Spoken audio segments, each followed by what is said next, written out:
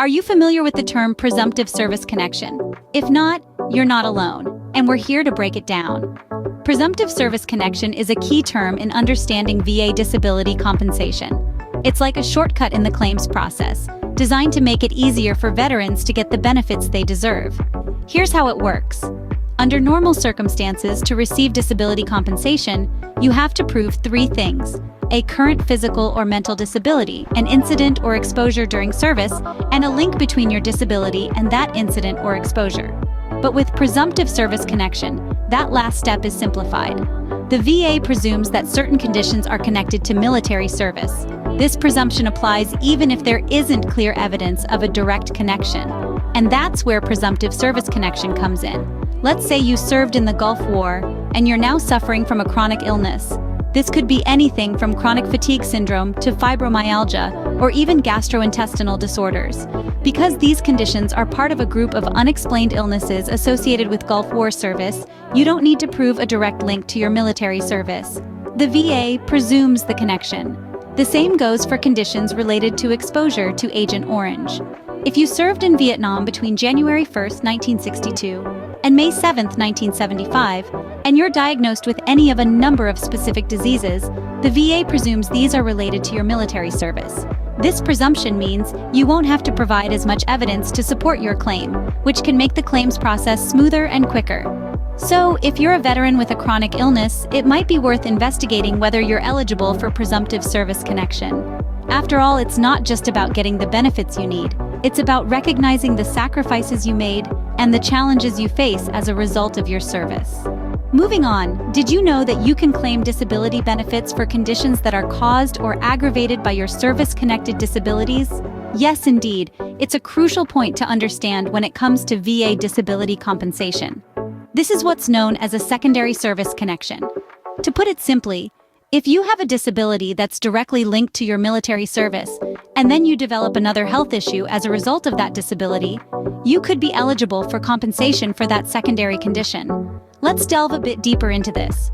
Imagine, for instance, you sustained a knee injury during your service. This injury is service-connected, meaning it occurred during your military service. Over time, this knee injury leads to you developing back problems because of the way it's affected your posture or the way you walk. In this case, your back problems could be considered a secondary condition that's connected to your service. Now, you might ask, how does this affect your disability compensation? Well, the VA can consider these secondary conditions when determining your disability rating. This means that these secondary conditions could increase the level of compensation you receive. It's important to note, however, that proving a secondary service connection can sometimes be a bit tricky.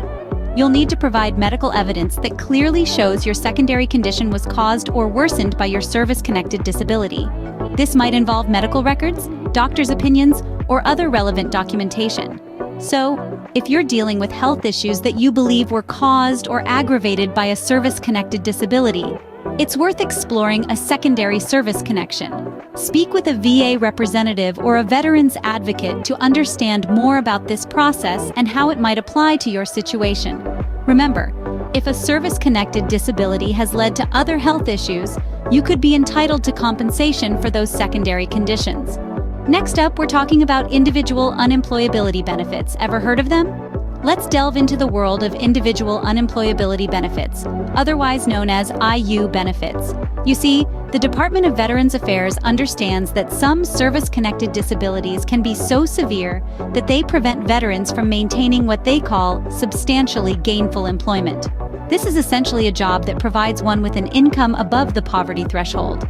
So, even if a veteran's combined disability rating is less than 100%, they may still be eligible for IU benefits. This is a crucial point because many veterans might believe that only those with a full 100% disability rating can receive additional financial support. But that's not the case. For instance, let's say a veteran has a 70% disability rating due to a service-connected condition. However, that condition is so debilitating that it keeps them from working or only allows them to maintain marginal employment. Despite their rating being less than 100%, they could still qualify for IU benefits.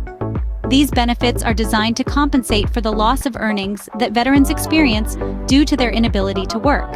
It's a recognition that while their disability rating might not be at the maximum, their disability still has a significant impact on their ability to earn a livelihood. So, how does one apply for IU benefits? Well, the process involves submitting a specific form known as the VA Form 218989, where the veteran will provide information about their employment history, education, and training. Remember, it's essential to provide as much detail as possible when filling out this form. The more information the VA has about your situation, the better they will be able to assess your eligibility for IU benefits. And just like that, we've covered the basics of individual unemployability benefits. It's another layer of the VA disability compensation system that's designed to support veterans in their post-service life. If your service-connected disabilities prevent you from working, don't overlook individual unemployability benefits.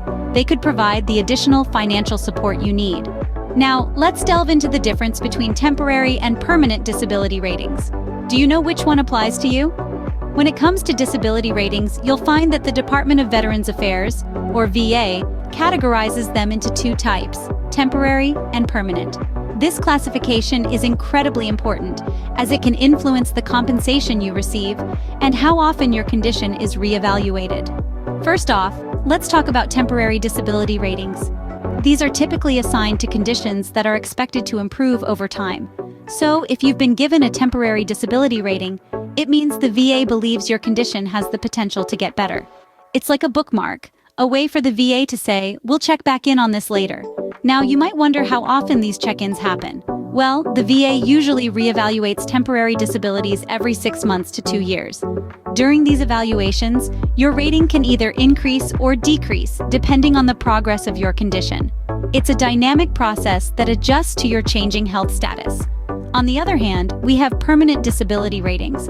These are assigned to conditions that are not expected to improve significantly.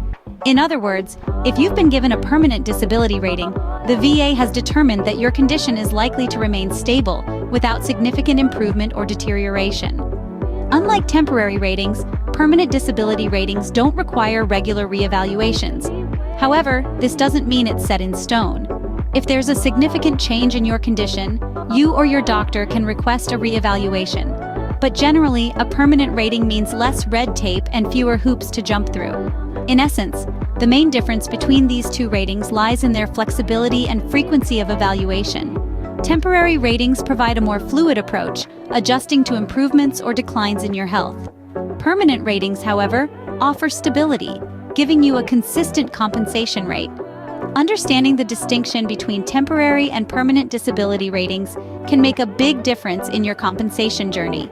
Finally, we need to talk about the effective date of your disability compensation. Do you know how it's determined? Here's the deal. The effective date is a term used to refer to the date from which your disability compensation becomes applicable. It's a pivotal point as it determines from when you start receiving your benefits. Now, you might think that the effective date would always be the date when the VA received your claim, but that's not always the case. The determination of this date can vary depending upon a few key factors. In some instances, yes, the effective date could indeed be the date the VA received your claim. This is generally the case when the claim is filed within 1 year of leaving the military. However, if the claim is filed after this 1-year window, the effective date is typically the date the claim was filed. But there's more to it. The effective date could also be the date the disability first manifested. This could be relevant if the disability was not immediately apparent or diagnosable after leaving service, but developed or worsened over time. Moreover, in some cases, the effective date may be the date of the veteran's separation from service. This usually applies when a veteran files a claim for a disability that was diagnosed while they were still in service. As you can see, determining the effective date isn't always straightforward. It's a nuanced process, involving a careful review of your military service, medical history, and the timing of your claim. But don't let this complexity daunt you. Understanding how this works is not just a technicality, it's about ensuring you receive your rightful benefits from the earliest possible date. So, there you have it. The effective date of your disability compensation is a crucial piece of the puzzle, one that could significantly impact your benefits.